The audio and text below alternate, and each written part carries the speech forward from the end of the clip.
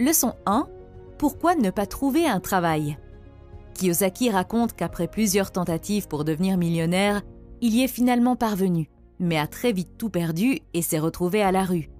Il a été contraint de vivre dans la maison d'un ami et avait à peine de quoi payer ses frais de subsistance. Pendant ces moments difficiles, on lui posait souvent cette question. Pourquoi tu ne te trouves pas un travail?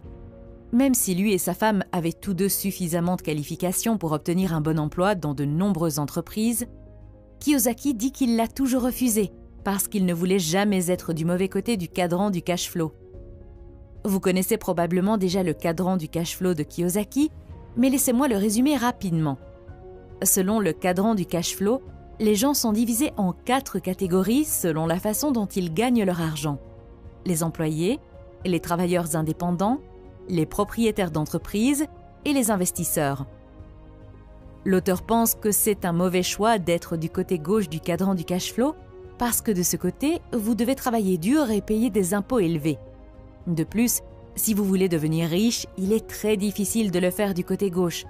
C'est la raison pour laquelle Kiyosaki n'a jamais voulu trouver un emploi, car cela l'aurait automatiquement placé du côté gauche.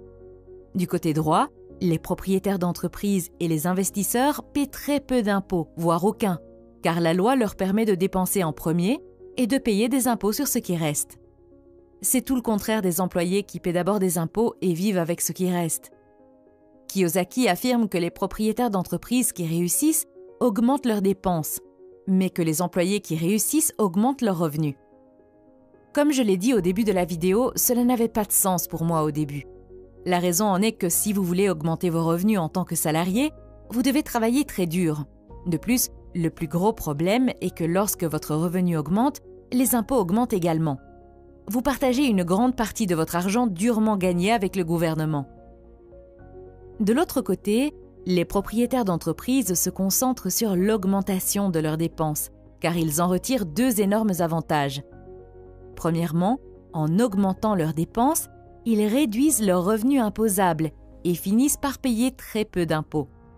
Deuxièmement, si vous regardez leur état financier, vous verrez que la plupart de leurs grosses dépenses sont destinées à acheter des actifs qui leur apportent des revenus supplémentaires.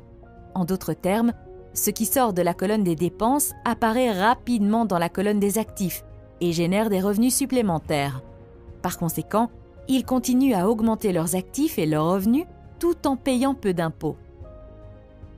Selon l'auteur, si vous voulez comprendre où va l'entreprise ou la personne, il suffit de regarder sa colonne des dépenses.